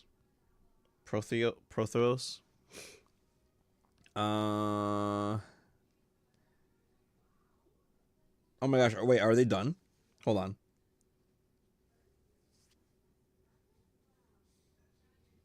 Oh no, they're just, oh my goodness, describing people like, oh, this guy fights better than this guy, but this guy does this, like the spear better than this guy, and like the discs. Like, okay, cool. Thus marched the host like a consuming fire, and the earth groaned beneath them. The Lord of Thunder is angry and lashes in this land. Even so, oh wait. We might actually be onto something now.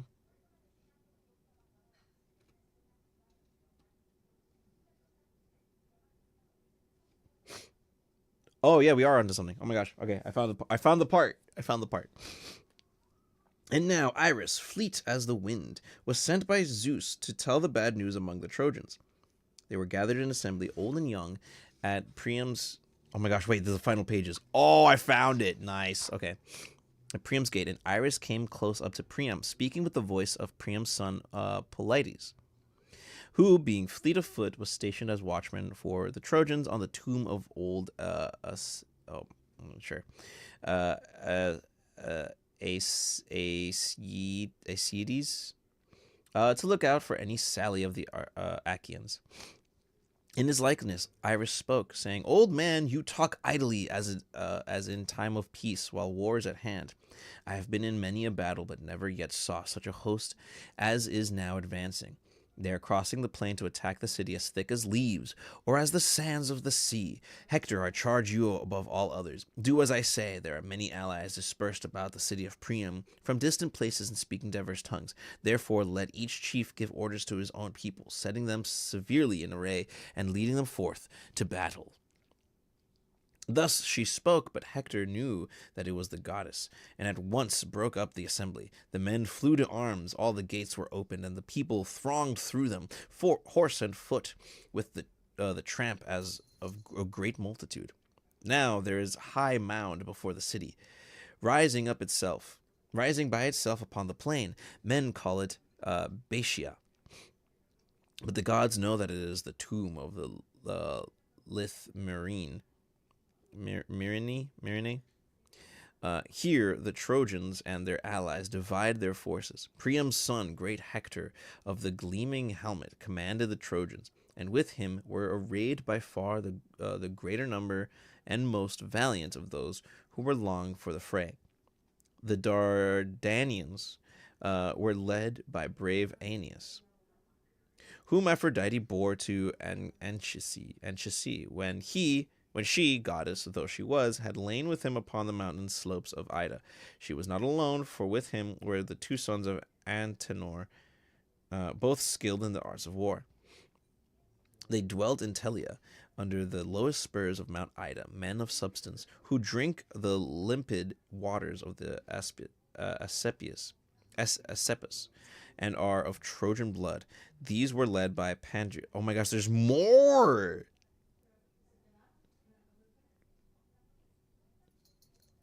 Dude, I thought I found it, but no, it's literally just more. Okay, these people are gonna led by the. No way. Yes, the Phalagian, the Paphlagonians, led by these guys. They held this country. You know what's funny? I think I just read the one part where they like talked. Hey, we need to like move. And that's it. All right. Next chapter will be tomorrow, probably. Wonderful. I literally cannot believe that was like, it was just describing so much. And like, sure, cool. Hey, can you cat. Stop pulling your hair, dude. Stop being stressed out. Okay, that was fun. That was fun, but also kind of not. Well, I will. Yeah, we'll keep reading tomorrow. And I think tomorrow, wow, look at that. Stuff happens. And not simply, this guy's from here. He brought 20 ships. He's kind of a cool guy. He kind of like, he's the son of this guy. He's like, you know, he's not bad, but he's like, whatever.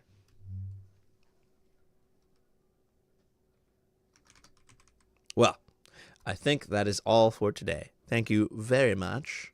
And I shall see you tomorrow.